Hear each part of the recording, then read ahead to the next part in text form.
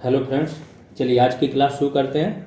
ये हमारी current affairs की क्लास होगी और यही एकमात्र क्लास होगी करंट अफेयर्स की। इसी में हमने कोशिश की है कि ऑलमोस्ट सारे करंट आ जाएं। ठीक है, मैक्सिमम करंट्स आप लोग को पता है कि जितने भी करंट अफेयर्स हैं आपके वैल्यू एडिशन में मैक्सिमम आ चुके हैं, प्लस जो टॉपिक वाइज एमसीक्यूज हुए थे उसमें आ चुके हैं। लेकिन कुछ रह गए हैं और थोड़ा स्टूडेंट्स को ये था कि एक जगह हमें सारी चीज़ें मिल जाएं, जो जो इम्पोर्टेंट है, तो हम उसको यहाँ लेके आ गए। यहाँ पे आपको सारी चीज़ें मिल जाएंगी, तो 1 बाय 1 करके हम पूरा करंट देखेंगे। उसके पहले आप लोग को थोड़ा सा इन्फॉर्मेशन देना है, इसके पहले नहीं दे पाए थे, कि ये है जीएस रिवॉल्यूशन करके हमारा ऐप डेवलप हो चुका है। इसको आप प्ले स्टोर पे जाके डाउनलोड कर सकते हैं। यहाँ पे हमने सारी फाइलें जितनी रेगुलर क्लास की सिंगल पीडीएफ बना दी है, 26 टॉपिक्स की, वैल्यू एडिशन की बना दी, जो टेस्ट हमने लिए थे यूपी SSC लेवल और यूपी SC लेवल, ये दोनों बंदरोगा के लिए लिए थे, लेवल थोड़ा अलग अलग रखा था। ये टेस्ट और इनके सॉल्यूशन भी अपलोड कर दिए हैं। यूपी स्पेशल आज 7 फाइलें अपलोड की गई हैं, जो जिसमें यूपी विशेष था, यूपी की एग्रीकल्चर, यूपी की सॉयल, यूपी की जलवायु, इस तरीके से यूपी विशेष जो डेटा था वो, ये सारी चीज़ें वहाँ पे हो चुकी हैं। कल जैसा कि हमारा पहले से अनाउंस है, कल 4 PM पे टेस्ट होगा, एक जो ओपन टेस्ट होगा, सारे बंदरोगा के एस्पायरेंट्स जो है सबके लिए फ्री होगा। ये एक प्रकार का परफॉर्मेंस चेक टेस्ट होगा। ठीक है, चूंकि आज का पूरा दिन एक करंट बनाने में आपका लग गया, तो अभी टेस्ट प्रिपेयर होने में भी कल प्रिपेयर हो जाए शाम तक। टाइमिंग में कुछ अंतर होगा तो बता दिया जाएगा, आपको ग्रुप में इन्फॉर्म कर दिया जाएगा। ये टेस्ट क्योंकि हम प्रिपेयर कैसे कर रहे हैं, इस टेस्ट को इसी ऐप पे प्रिपेयर कर रहे हैं। इसमें क्या होगा कि आपको कंप्यूटर बेस्ड टेस्ट होगा। आपने टिक किया, आपको पता चल गया, फाइनल जैसे ही आपका एग्जाम कंप्लीट हुआ, आपको अपना का स्कोर प्लस रैंक दोनों मिल गई। इस प्रकार से तो नया इंटरफेस है, थोड़ा सा समझने में टाइम लग रहा है, चीज़ें बनाने में। अगर कल तक रेडी हो गया तो कल मिल जाएगा, नहीं तो देखेंगे हम कि इसको परसों ले जाना है कि कल रात तक टाइमिंग चेंज करनी है, ये आपको बता दी जाएगी। ठीक है, वैसे मैक्सिमम कोशिश है कि कल तक। अगर हैंडमेड या ऐसे PDF देनी होती तो ये तैयार हो जाता, कल ही मिल जाता फिर तो चलो आते हैं। पहला है कि देश का पहला सी वीड पार्क, सी मतलब समुद्र और बीड मतलब समुद्र से संपन्न, जो समुद्र से संसाधन है उससे रिलेटेड पार्क है। तो मेनली मत्स्य के लिए, मछली के लिए होता है। तो PM मत्स्य संपदा योजना एक चलती है, एक संपदा योजना चलती है। इसके तहत फूड पार्क वगैरह, जो आपका फूड प्रोसेसिंग इंडस्ट्रीज है, उससे रिलेटेड है आपकी संपदा योजना। तो उसी में ही, क्योंकि PM ने क्या है, मत्स्य को भी एग्रीकल्चर का पार्ट बना दिया, इन लोगों को भी क्रेडिट कार्ड भी देने लगे हैं अब, हर चीज़, तो इसको संपदा योजना में भी ऐड कर लिया। इसी के तहत स्थापित हुआ था, तमिलनाडु में ये स्थापित किया जाएगा और इसे विशेष आर्थिक क्षेत्र, स्पेशल इकोनॉमिक जोन। सेज जो होते हैं वहाँ कभी कभी देश का कानून भी लागू नहीं होता है, समझे। देश का जो टैक्सिंग सिस्टम है ये यहाँ लागू नहीं होता है। यहाँ पे आपकी जो ड्यूटी होती है वो फ्री होती है। कुछ कंडीशंस होती हैं कि इतना आप आयात करोगे तो ड्यूटी फ्री होगा, उसके इतने गुना आपको निर्यात भी करना होगा। तो मेनली स्पेशल इकोनॉमिक जोन होते हैं, वो निर्यात बढ़ाने के पर्पज से स्थापित किए जाते हैं। और ये कहाँ, बंदरगाह क्षेत्रों में अधिकतर बनाए जाते हैं। हो सकता है इसको चेक करना, पहला सेज कांडला था। ठीक है, अब आते हैं कार्बन तटस्थ कृषि। कार्बन तटस्थ जहाँ पे है न्यूट्रल। न्यूट्रल क्या होता है, जीरो। जीरो मतलब कि ऐसा तो है नहीं कि पॉजिटिव ना हो। तो सबसे पहली चीज़ें होती है नेगेटिव। नेगेटिव के साथ जब तुम पॉजिटिव मिला देते हो तो होता है तटस्थ, जीरो आ जाता है। तो सेम है कि पहले आप पर्यावरण को कुछ ना कुछ नुकसान भी पहुंचेगा, लेकिन उसी तरह से आप पर्यावरण को कुछ ना कुछ फायदा भी पहुंचाओगे, तो वो जीरो हो जाएगा टोटल ओवरऑल नुकसान। तो कार्बन तटस्थ कृषि में भी यही होता है कि जो ग्रीन हाउस गैसेस का उत्सर्जन होता है एग्रीकल्चर, जब आप खेती करते हो, तो वो उत्सर्जन और प्लस उसका अवशोषण, इसके बीच संतुलन स्थापित हो जाए। इस प्रकार से आप खेती करो कि जो उत्सर्जन हो और अवशोषण के बीच संतुलन हो जाए, तो निवल शून्य हो जाता है, नेट शून्य की स्थिति उत्पन्न हो जाती है। नया प्रदूषण कुछ नहीं होता है, जितना होता है उतना ही बना रहता है। दुनिया क्या चाह रही है कि हम 2050 तक नेट न्यूट्रल हो जाए। ठीक है, नेट जीरो जो है कार्बन उत्सर्जन हो जाए, पूरा यूरोपियन देश और USA। इंडिया ने कब तक घोषित किया, 2070 तक, चाइना ने 2060 तक, ये ध्यान रखना। ठीक है, तो केरल सरकार ने बजट 2022-23 में कार्बन तटस्थ कृषि को अपनाने वाला केरल क्या है, प्रथम राज्य बन गया। इन्होंने अपने बजट में ये चीज़ अपनाई कि 2022-2023 तक का केरल बहुत सारे काम करता है। केरल का आप देखोगे ना, वैसे ये सब गवर्नमेंट वगैरह इतनी बुराई करती रहती है कि वहाँ पे केरल में कौन सी सरकार है, मार्क्सवादी सरकार, लेफ्ट जिसको बोलते हैं। ठीक है, साम्यवादी खासतौर से। तो केरल में ये सरकार है, लोग इसकी बुराई, लेकिन केरल में देखो स्टैंडर्ड हर चीज़, हेल्थ इंडेक्स देखो फर्स्ट पे रहता है, केरल का 80+ रहेगा हेल्थ में, बाकी जो दूसरे नंबर पे तमिलनाडु वगैरह स्टार्ट होंगे वो 74 से स्टार्ट होंगे। तो इतना अंतर होता है केरल में। जब यहाँ पे आप देखोगे कि जब ये लागू होता है, जो राशन मिलता है, ठीक है, तो फूड जिसको बोलते हैं ना, खाद्य सुरक्षा एक्ट, NSA, तो NSA एक्ट में केरल में एफिशिएंसी थी PDS की दुकान 59%, तब यूपी में थी 14%। सोचो इतने आगे थे लोग हर इंडेक्स में, ये बहुत जल्दी अपनाते। पेपरलेस, यहाँ क्या जो विधानसभा है पेपरलेस हो चुकी थी, यहाँ के हाई कोर्ट ने भी पेपरलेस अपना लिया था चीज़ें। तो केरल बहुत सारी चीज़ों को अपनाने में, जो ह्यूमन डेवलपमेंट इंडेक्स होते हैं इंडिया में, उसके अधिकतर रैंकिंग में केरल फर्स्ट पर रहेगा। तो इन्होंने ये भी अपना लिया। कार्बन तटस्थ शुरुआत करते हैं लोग। पारे पर जो मीनामाटा अभिसमय है, सबको पता है 2013 में शुरू हुआ था। जापान का मीनामाटा शहर था, वहाँ पे पारे से बीमार लोग बहुत सारे थे, तो इस पर अभिसमय बनाया गया कि पारे के उपयोग को, प्रदूषण को रोका जाए। तो उसकी 2 बैठकें हुई हैं, जो कॉप, हर चीज़ के देखो कॉप होते हैं। कॉप क्या होता है? Conference of parties. पहली चीज़ तो पार्टी क्या होती है? पार्टी होती है जिसने इस पर हस्ताक्षर कर दिए, वो हो गए पार्टी। हस्ताक्षर कर दिए तो वो पार्टीज हो गई, पर्यवेक्षक हो गए। अब उनका कॉन्फ्रेंस मतलब सम्मेलन होता है, तो इसी को बोलते हैं कॉप। तो कॉप हर चीज़ के हो सकते हैं, जो भी संधियाँ हैं। तो इसका कॉप 4 चौथे नंबर की कॉन्फ्रेंस ऑफ पार्टीज हुई है, ऑनलाइन हुई। दो उसमें हुई थी इसकी चरणों में, पहली ऑनलाइन हुई थी, दूसरी चरण में बाली इंडोनेशिया में हुई थी, मीनामाटा अभिसमय की। तो यही ध्यान रखना है कि दूसरी चरण की कहाँ हुई, पहले चरण की।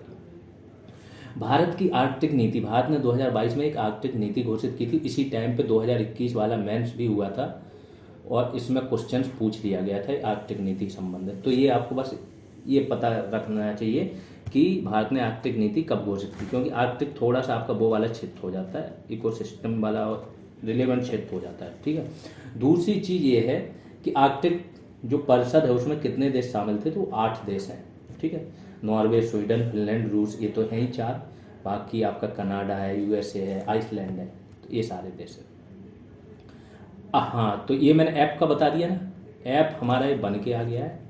आपको प्ले स्टोर पे GS रिवॉल्यूशन सर्च करना है तो ऐप मिल जाएगा।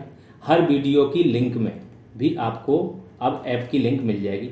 GS रिवॉल्यूशन ग्रुप है हमारा टेलीग्राम पे, मेन ग्रुप, वहाँ पे टेलीग्राम पे GS रिवॉल्यूशन सर्च करो, ग्रुप मिल जाएगा। उस ग्रुप के पिंड कमेंट में इस ऐप की लिंक मिल जाएगी, तो आप इस ऐप को ज्वाइन कर सकते हो। यहाँ पे आप किसी भी चीज़ की तैयारी कर रहे हो, आगे भी करोगे, आपको हर एक जानकारी मिल जाएगी। प्लस मार्केट में ना बहुत सारे लोग बरगलाने वाले हैं, मूर्ख बनाने वाले लोग बहुत पड़े हैं, कुछ मेहनत नहीं करना चाह रहे हैं, नॉलेज है नहीं, बट वो आ जाते हैं। वो क्या करते हैं, जब आपने कोई चीज़ की, आपके 15 दिन बाद आप ही की चीज़ को करेंगे और दिखाएंगे कि कंपेरिजन करके दिखाएंगे। तो देखो, जिन स्टूडेंट को फंसना है फंसो।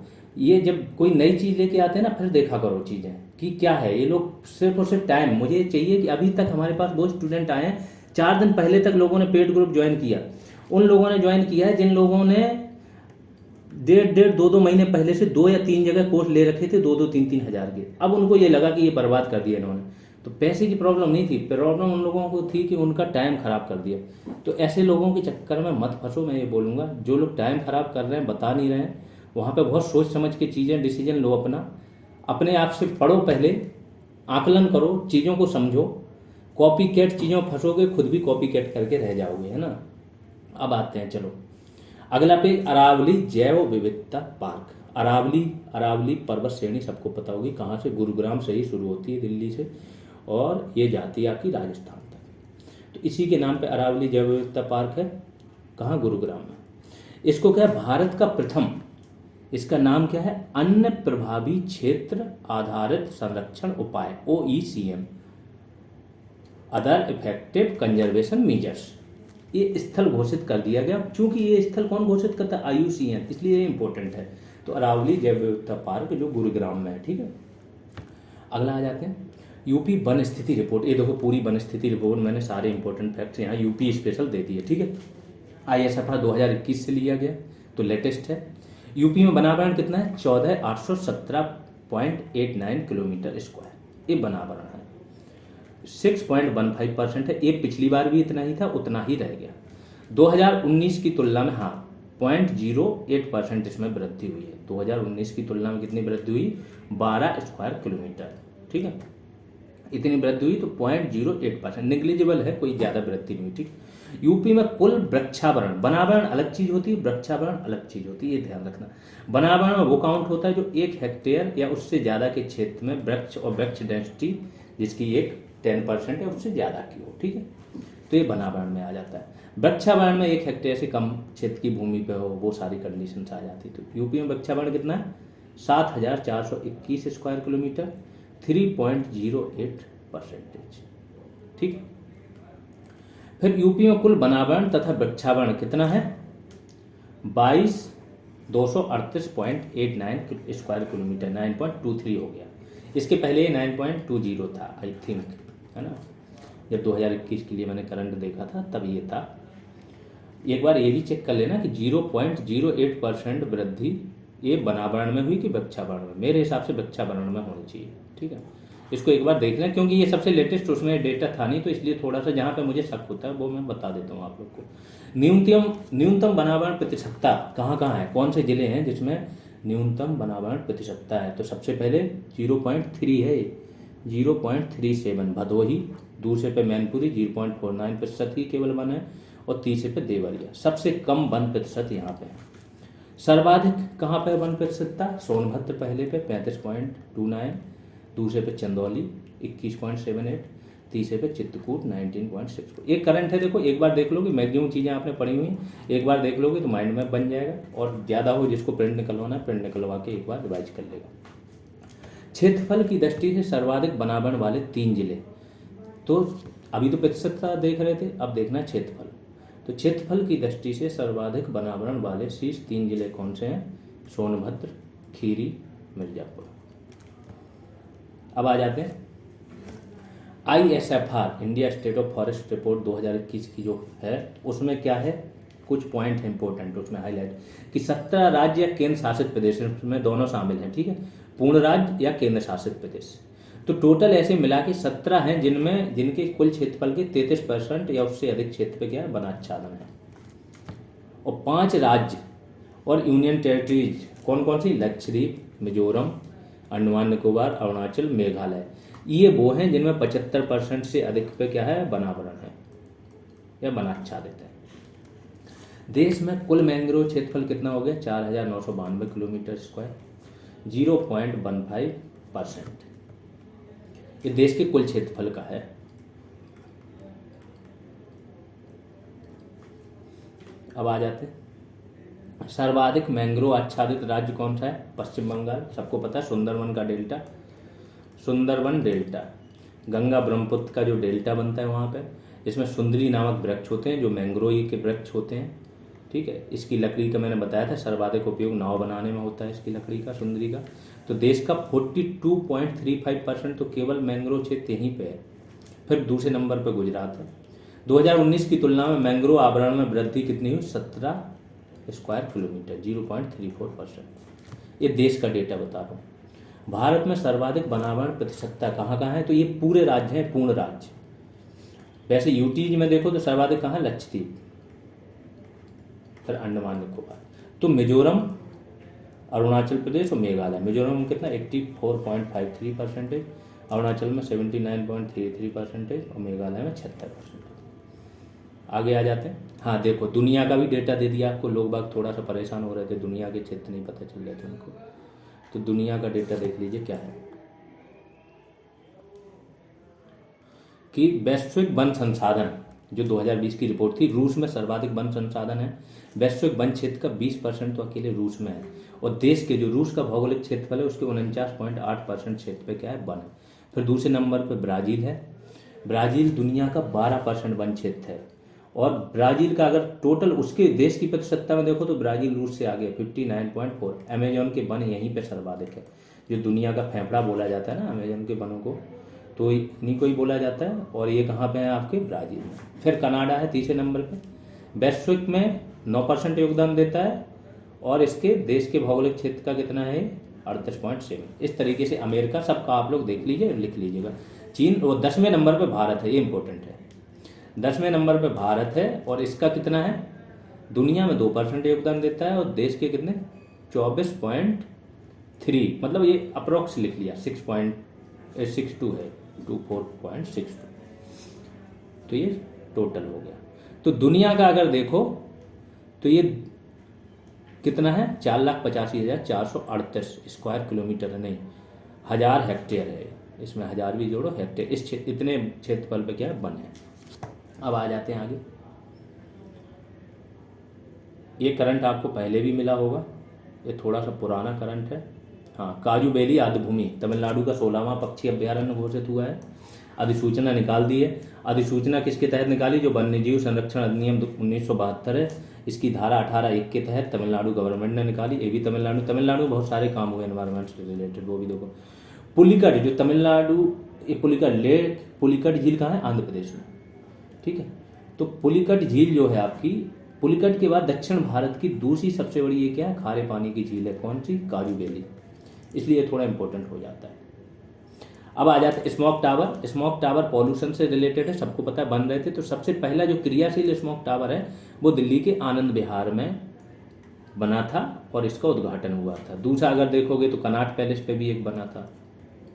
तो प्रथम इंपॉर्टेंट है अगर पूछ लेगा तो, क्योंकि पॉल्यूशन से रिलेटेड। पराग कैलेंडर, पराग जानते हो फूलों में परागण होते हैं, परागण होने के बाद ही उनमें क्या आते हैं, फल आते हैं। तो पराग कैलेंडर एक जारी किया किसने, PGIMER, post graduate institute of medical करके ये है, चंडीगढ़ में इंस्टीट्यूट है, ठीक है। तो इसने क्या किया, वायु के द्वारा, जो हवा के द्वारा पराग होता है तो उसकी जानकारी इकट्ठा कर रहे हैं, और मौसमी बदलावों की जानकारी। मौसम में जब बदलाव आते हैं तो पराग में क्या बदलाव आते हैं।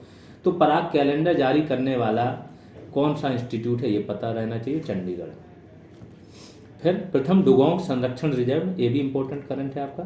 डुगोंग सबको पता है, समुद्री गाय बोला जाता है, शाकाहारी जीव है, समुद्र में रहता है। तो प्रथम डुगोंग संरक्षण रिजर्व तमिलनाडु में 500 किलोमीटर स्क्वायर क्षेत्र में बनाए, जो मैंने बोला नीचे से ये है, ये वाला जैसे ये श्रीलंका बोल दो ऐसे। तो ये यहाँ पे आपकी क्या है, मन्नार की खाड़ी और पाक स्टेट। जल संधि क्या होती है, जहाँ पे दो उनको अलग करती है, दो जो द्वीप होते हैं, लैंड भूमि होती है, उनको अलग करती है, वो जल संधि होती है, उनके बीच से निकलने वाला स्थान, ठीक है। तो जल संधि है, तो इसको बोलते हैं पाक स्टेट, पाक जल संधि, पाक से पाकिस्तान मतलब वाले। तो पाक स्टेट जो है और मन्नार की खाड़ी, इसमें ये विस्तृत है डुगोंग संरक्षण रिजर्व। सीसा युक्त पेट्रोल, लेड का यूज होता था पेट्रोल में पहले, ठीक है, PP का। फिर धीमे धीमे इसको खत्म किया क्योंकि ये पॉल्यूशन फैला रहा था, श्वास संबंधी बीमारियां हो रही थी। तो 2021 में अल्जीरिया लास्ट ऐसा देश बचा था जिसने क्या किया, पेट्रोल में सीसा यूज करना बंद कर दिया, ठीक है। भारत बहुत पहले कर चुका था। 14 ऐसे बाघ संरक्षण अभ्यारण्य है जिसको CATS की मान्यता मिली, कंजर्वेशन अश्योर्ड टाइगर स्टैंडर्ड, ये करके मान्यता मिलती है CATS की। अभी बताएंगे इसके बारे में थोड़ा और डिटेल में। तो ये कहीं कहीं इसके बारे में डेटा है कि 23 को मिल चुकी है अब तक इंडिया में। तो ये बहुत लेटेस्ट है, बट मैंने एक दो जगह खोजा, नहीं मिला, तो मुझे लगता है आएगा अगर, तो उसमें ऑप्शन में 14 अगर दिया रहेगा और 23 नहीं दिया रहेगा तो आप इसको 14 करके आना, ठीक है।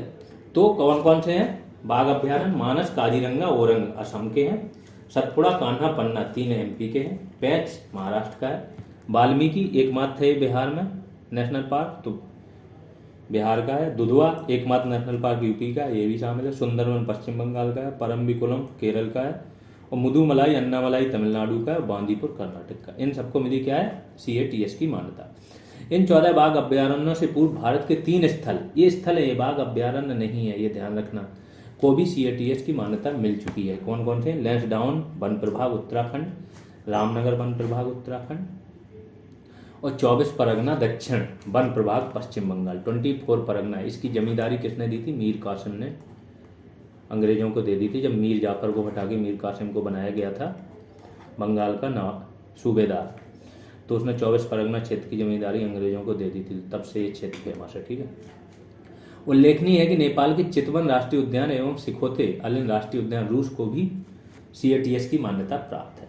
अब ये देख लो, टाइगर रेंज लोग बाग बहुत पूछते थे कि टाइगर रेंज टोटल कितनी है, क्या है। तो टाइगर रेंज वो होता है जिन देशों में टाइगर अच्छी खासी मात्रा में पाए जाएं तो उनको टाइगर रेंज का दर्जा मिलता है। तो टोटल 13 है, नाम देख लो सबके, याद कर लेना। अब CATS देखते हैं कौन देता है। तो CATS क्या है, बाघ संरक्षण और संलग्न किसी क्षेत्र स्थल के लिए एक स्वैच्छिक एवं स्वतंत्र योजना है। वास्तव में यह एक ऐसा वैश्विक रूप से स्वीकार संरक्षण साधन है जो बाघों के प्रबंधन के लिए सर्वश्रेष्ठ मानक निर्धारित करता है। मानक निर्धारित करता है मेनली कि बाघों का प्रबंधन कैसे हो, कैसे इनका संरक्षण हो।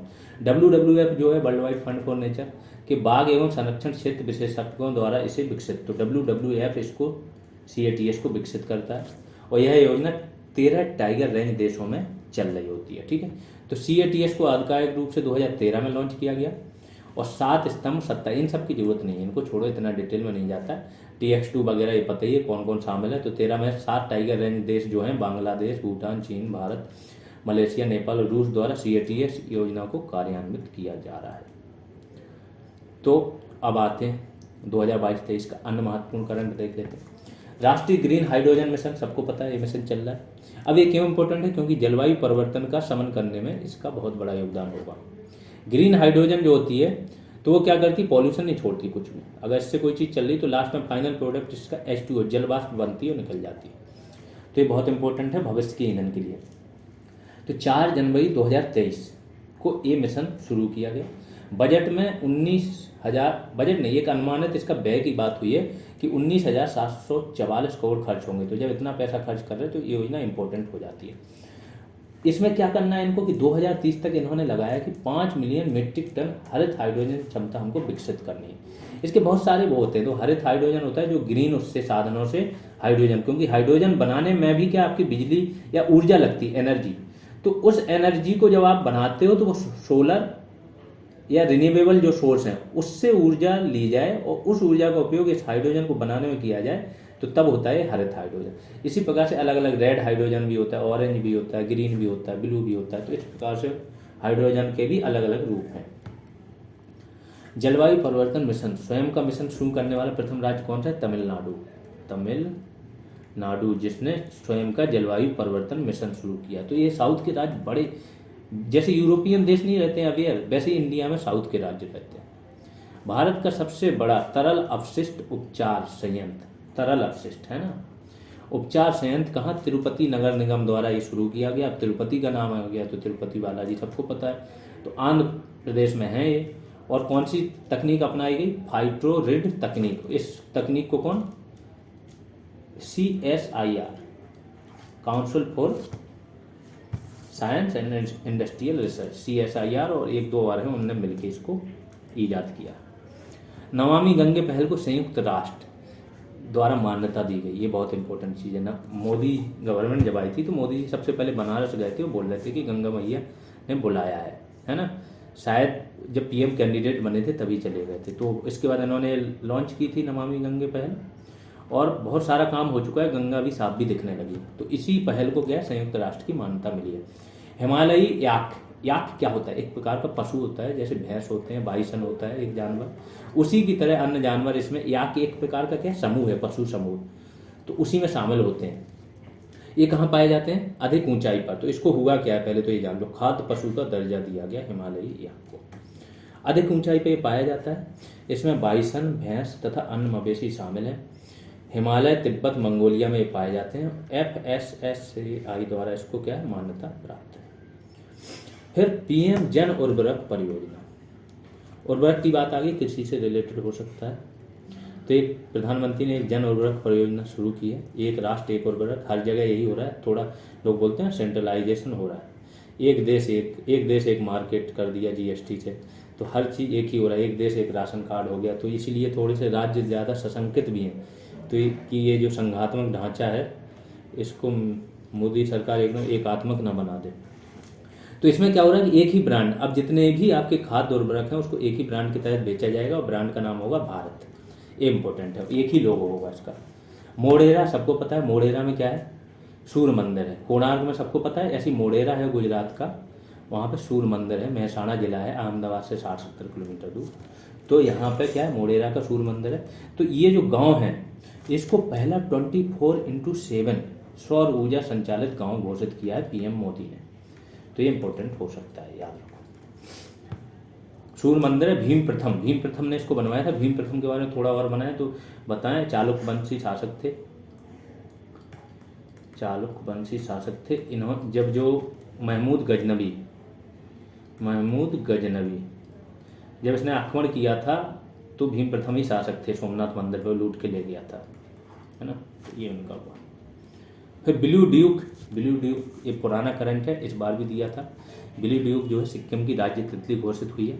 अरुणाचल प्रदेश का भी एक करंट था कि कैसर हिंद नामक तितली को अरुणाचल प्रदेश ने भी क्या है राज्य तितली घोषित किया था। तो ये दो याद हो सकता है आ जाए। फिर आते हैं दिल्ली हवाई अड्डा जल विद्युत एवं सौर ऊर्जा से संचालित पहला हवाई अड्डा है, दोनों से हाइब्रिड, जिसको बोलते हैं हाइब्रिड रिन्यूएबल एनर्जी, क्योंकि सौर ऊर्जा और जल विद्युत ऊर्जा दोनों है इसमें। तो इससे संचालित क्या है पहला हवाई अड्डा है। सर्वप्रथम आप लोगों को याद हो, अगर कोई पढ़ रहा हो, 2016-15 का करंट है कि कोचीन हवाई अड्डा प्रथम बना था जो सौर ऊर्जा संचालित प्रथम हवाई अड्डा था पूर्ण रूप से। ठीक है, फिर तो बहुत सारे हो गए, लेकिन प्रथम कोचीन होगा अगर केवल सौर का पूछोगे, और अगर हाइब्रिड का पूछोगे तो Delhi IGI Indira Gandhi international airport. Ladakh एवं मयूरभंज को क्या टाइम पत्रिका के 50 महानतम स्थलों की सूची में शामिल किया गया। तो इम्पोर्टेंट है। अब लद्दाख, मयूरभंज उड़ीसा में, सबको पता है। खान है यहाँ पे किसी चीज़ की, कौन सा खनिज है जिसकी खान है आप लोग बताना। तो मयूरभंज में विलक्षण बाघों हेतु, क्योंकि बाघ हैं दुनिया में पाए जाते हैं, लेकिन कुछ विलक्षण होते हैं, जैसे यहाँ पे काले बाघ पाए जाते हैं। तो विलक्षण बाघों हेतु मयूरभंज जो है फेमस है। और मयूरभंज का सिमलीपाल सबको पता है। सिमलीपाल नेशनल पार्क में काले बाघ पाए जाते हैं, और भी जानवर पाए जाते हैं, बट ये थोड़ी विलक्षण है। और लद्दाख में पहला डार्क स्काई अभ्यारण्य बनाया गया, कहाँ पे, लद्दाख के चांगथांग वन्यजीव अभ्यारण्य के एक हिस्से में ये बनाया गया है। तो लद्दाख भी इसलिए फेमस है। और इन दोनों को क्या दिया गया टाइम ने 50 महानतम स्थानों सूची में। तो इनके बारे में हो सकता है कुछ डिटेल पूछी जाए। फिर Bharat the agriculture innovation mission for climate एक पहल थी, USA और UAE ने ये शुरू की थी। कब, COP26 ग्लासगो जो हुआ था उसमें ये पहल शुरू की, और भारत इसमें अब शामिल हो गया है। तो एग्रीकल्चर रिलेटेड है ये करंट। किसकी पहल है, USA और UAE की। आगे आते हैं जलवायु परिवर्तन प्रदर्शन सूचकांक। अब सूचकांक आ गए, दो सूचकांक हैं याद रखो, एक जलवायु परिवर्तन प्रदर्शन सूचकांक, एक है आपका पर्यावरण निष्पादन सूचकांक। थोड़ा इसके बारे में डिटेल दे देता हूँ। दोनों सूचकांक क्या है, एक दूसरे के अपोजिट हैं, दोनों विदेशी संस्थाएं निकालती हैं।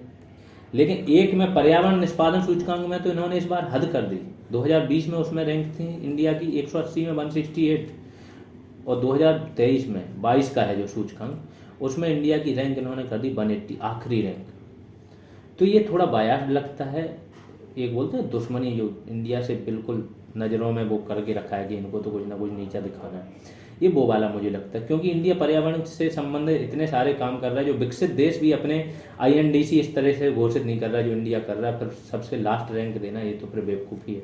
और दूसरा जो आपका है ये वाला जलवायु परिवर्तन प्रदर्शन सूचकांक, ये इंडिया इसमें हमेशा टॉप 10 में रहता है। इस बार तो 8वीं रैंक आ गई, सोचो, टॉप 10 में पिछले 2-3 साल से है इंडिया।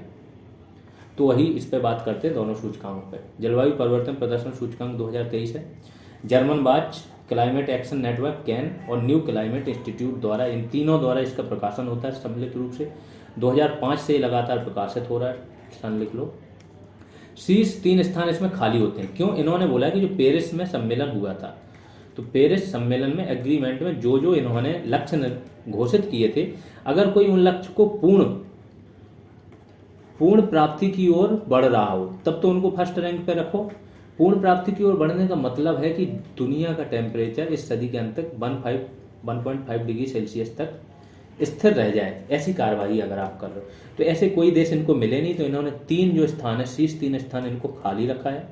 4th स्थान मतलब शुरुआत हुई 4th से सीधी, उस पर डेनमार्क है, इसका स्कोर है 79.61। दैट मीन्स कि हाईएस्ट जो अल्ट्रा हाई स्कोर होता है उस पर कोई है ही नहीं। फिर आखिरी टोटल 63 देश थे, तो आखिरी पे ईरान है 63, 18.77। शीर्ष 3 देख लो कौन से हैं, डेनमार्क, स्वीडन और चिली। भारत को 8वीं रैंक मिली है।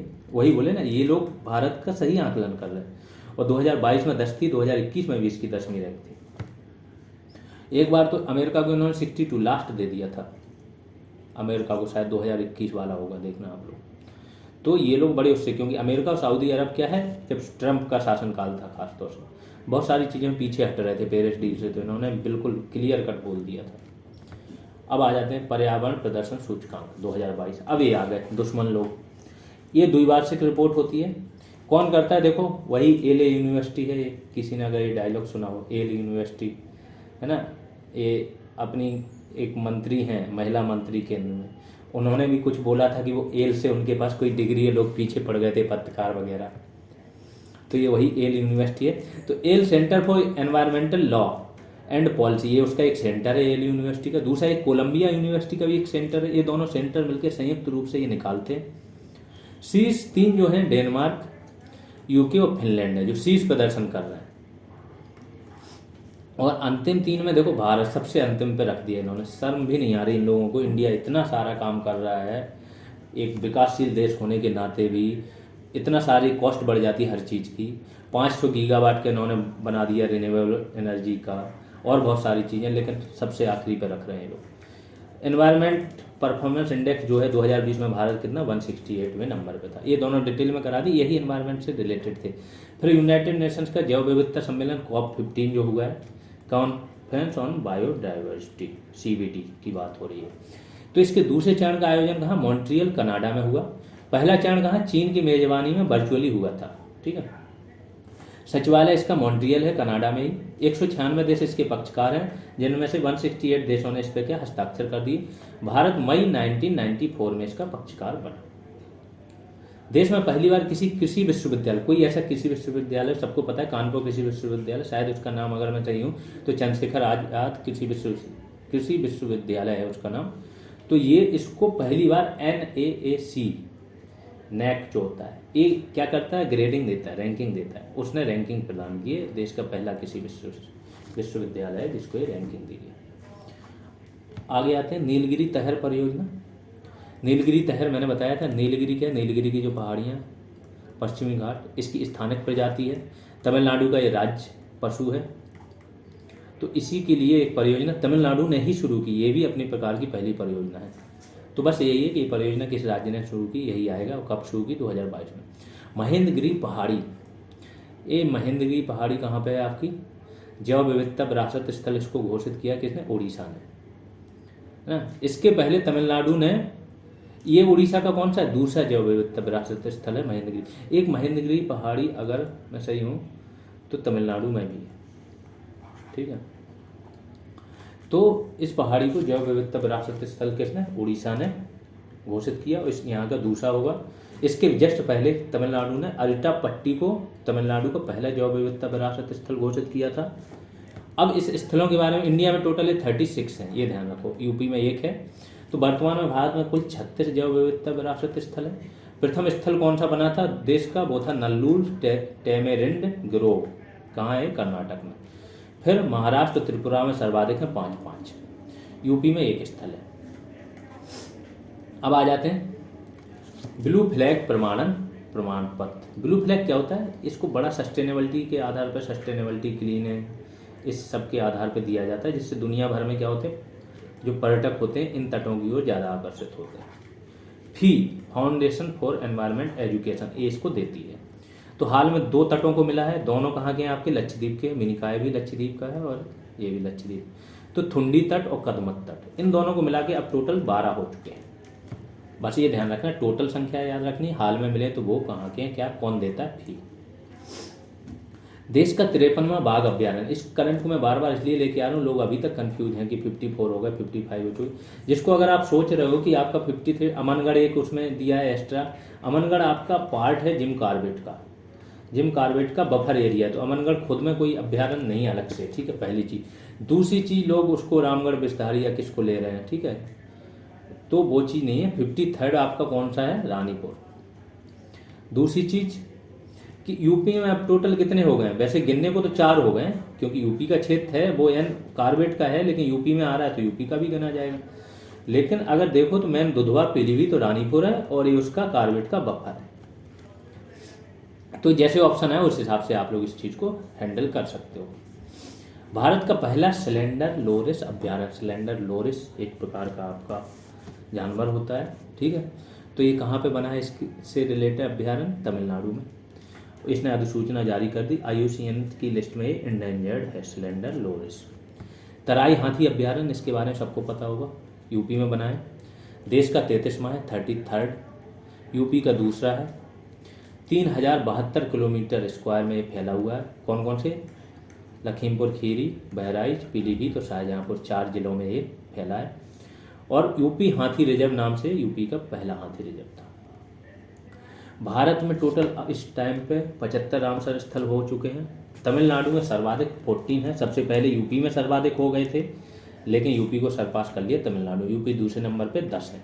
यूपी के स्थलों के मैंने नाम लिख दिए हैं, देख लो। ऊपरी गंगा नदी, हैदरपुर, बखिरा, समसपुर, समान, समसपुर, पार्वती, अर्गा, ये सब तो हैं ही, ठीक है। इसके बाद आपका सुर सरोवर, इसको सूर सरोवर बोलते हैं एक्चुअली, सूरदास के नाम पे बना है। कीथम लेक भी बोलते हैं इसको, है ना, आगरा मथुरा के आसपास है। सांडी पक्षी अभ्यारण्य, नवाबगंज पक्षी अभ्यारण्य और सरसई नाबर। अब आ जाते हैं विश्व की पहली फिशिंग कैट। फिशिंग कैट की गणना की गई, विश्व में पहली बार ऐसा हुआ है। फिशिंग कैट एक प्रकार की क्या है, समुद्री जीव है। तो ये कहाँ पे हुई है? चिल्का झील में की गई। चिल्का झील में 176 इसकी संख्या पाई गई फिशिंग कैट की, और IUCN लिस्ट में ये क्या है, वल्नरेबल है। आगे आते हैं। अब देखो, ये मैं एग्रीकल्चर संबंधित डेटा भी दे दिया, जो मैंने पिछली बार दिया था। ये एकदम लेटेस्ट वाले करंट में है, तो इसको पूरा मान सकते हो। चावल में कौन सा है? पश्चिम बंगाल, दूसरे पे यूपी, फिर पंजाब। गेहूं में उत्तर प्रदेश, मध्य प्रदेश, पंजाब, सबका वो भी दिया है परसेंटेज, है ना। ये देख लो, मिलियन टन दिया है कि कितने मिलियन टन उत्पादन हो रहा है। गेहूं में यूपी, MP, पंजाब। मक्का में कर्नाटक, मध्य प्रदेश, महाराष्ट्र। कुल मोटे अनाज में कर्नाटक, फिर राजस्थान और फिर महाराष्ट्र। कुल मोटे अनाज में मतलब पहले राजस्थान था, इसको सरपास कर दिया कर्नाटक में, तो ये थोड़ा सा अपडेट कर लेना। अरहर में महाराष्ट्र, फिर कर्नाटक, फिर उत्तर प्रदेश, तो महाराष्ट्र यहाँ पे भी आ गया। कुल दालों में MP, महाराष्ट्र। अब देखना यहाँ पे महाराष्ट्र यहाँ पे भी सरपास न कर जाए, क्योंकि पहले अरहर में भी आपका MP हुआ करता था, दालों में भी, सोयाबीन में भी। महाराष्ट्र ने बहुत कुछ सरपास कर लिया। चना में आपका महाराष्ट्र, फिर MP और फिर राजस्थान। फिर कुल खाद्यान्न में यूपी, फिर MP और फिर पंजाब। मूंगफली में गुजरात, राजस्थान, तमिलनाडु। रेपसीड और सरसों में राजस्थान, MP, हरियाणा। सोयाबीन में महाराष्ट्र, दो यहाँ पे भी पहले MP हुआ करता था, महाराष्ट्र अब सरपास कर गया, फिर MP, फिर राजस्थान। फिर कुल तिलहन में राजस्थान, MP और गुजरात। गन्ना में उत्तर प्रदेश। जो गन्ना और उसमें थे ना, तो शक्कर बनाने में महाराष्ट्र पास कर गया, चीनी बनाने। गन्ना में अभी भी यूपी बहुत आगे है, ठीक है, 177। और फिर कर्नाटक। कपास में गुजरात, फिर महाराष्ट्र, फिर तेलंगाना। और जूट और मेस्ता में पश्चिम बंगाल। इनका तो कोई फिर वो कंपटीशन ही नहीं है जूट और मेस्ता में, ध्यान रखो। देखो और दूसरे नंबर वाले कहाँ हैं। आ जाते हैं अब यूपी की कुछ घटनाएं देख लेते हैं। राष्ट्रीय जलवायु सम्मेलन 10 अप्रैल 2023 को लखनऊ में किया है। रेशम कृषि मेला गोरखपुर में आयोजित किया गया था। पर ड्रॉप मोर क्रॉप कार्यक्रम जो है, इसकी अवधि 5 साल के लिए बढ़ा दी गई थी, 2026-2027 तक। एग्रीकल्चर रिलेटेड है। यूपी मिलेट्स पुनरुद्धार कार्यक्रम जनवरी 2023 में इसको क्या किया, मंजूरी दी गई। मिलेट्स का ईयर है, यूनाइटेड नेशंस ने 2023 को घोषित किया। G20 में भी मिलेट्स को प्रोत्साहित किया जा रहा है। जो केंद्रीय गवर्नमेंट है वो हर जगह मिलेट्स की बात कर रही है कि खाओ। क्यों मिलेट्स क्यों इम्पोर्टेंट है? मोटे अनाज बहुत पौष्टिक होते हैं, ग्लूटेन नहीं होता इसमें, ग्लूटेन फ्री होते हैं, और खेती इनकी ना कम पानी में हो जाती है, पर्यावरण अनुकूल बहुत उसमें हो जाती है। यूपी सरकार ने लखनऊ के पास जो है कुकरेल नामक स्थान है, वहाँ पे क्या नाइट सफारी पार्क बनाने को मंजूरी दी थी। यूपी का जो आम महोत्सव है वो लखनऊ में हुआ था। आम वगैरह कहाँ किसकी पैदावार होती है, आज मैंने एक डेटा दिया है आपको। 7 फाइलें ऐसी दी हैं जो आपकी उसमें ऐप जो है GS रेवोल्यूशन का ऐप, GS रेवोल्यूशन ऐप का मैं जानकारी दे चुका हूँ। GS रेवोल्यूशन सर्च करो प्ले स्टोर पे आ जाएगा। तो उस ऐप में 7 फाइलें नहीं, उसमें ये दिया है कि आम कहाँ ज़्यादा उगता है, कौन सा आम कहाँ ज़्यादा उगता है, केला कहाँ उगता है, अमरूद कहाँ, पूरा डिटेल दिया है एग्रीकल्चर रिलेटेड पूरा डेटा, वहाँ देख सकते हो आप लोग। रामपुर जिले के पटवाई ग्राम पंचायत, ये पुराना डेटा है, पुराना करंट है। तो पटवाई ग्राम पंचायत जो थी, मोदी ने क्या बोला था, मोदी जी ने कि 75 में जब वो हो वर्ष हो स्वतंत्रता का, उस टाइम पे हर गाँव जिला में 75 वो सरोवर होने चाहिए, अमृत सरोवर मतलब तालाब बनवाना। तो पहला यूपी के रामपुर के पटवाई नामक ग्राम पंचायत में बना था। यही इंपॉर्टेंट है क्योंकि एग्रीकल्चर रिलेटेड हो सकता है। राज्य खाद्य सुरक्षा सूचकांक 2021-22 जारी हुआ है। इसमें यूपी की रैंक कितनी, 8वीं, और स्कोर कितना है 54.5। तो चलिए अभी के लिए इतना ही। आप लोग एकदम अच्छे से तैयारी कीजिए, लास्ट के 3 डेज बचेंगे आपके पास, अच्छे से रिवाइज कीजिए। एक टेस्ट आपका होना है, वो हो जाएगा, हो सकता है कल हो जाए, कल नहीं होगा तो परसों कन्फर्म हो जाएगा, क्योंकि उसको हम चाह रहे हैं कि उस फॉर्म में दिया जाए जिससे आपकी परफॉर्मेंस भी चेक हो जाए, प्लस टेस्ट का स्टैंडर्ड बहुत VIP टाइप का हो, जैसे आपको लगे कि हाँ एग्जाम के पहले एक प्रकार का एग्जाम हो गया। इसलिए हो सकता है टाइम, क्योंकि आज का टाइम पूरा करंट बनाने में आप लोग को खोजने में चला गया। तो चलिए अभी के लिए इतना ही, धन्यवाद। जिन लोगों ने ऐप डाउनलोड नहीं किया वो ऐप डाउनलोड कर सकते हैं, चैनल सब्सक्राइब नहीं किया चैनल सब्सक्राइब कर सकते हैं।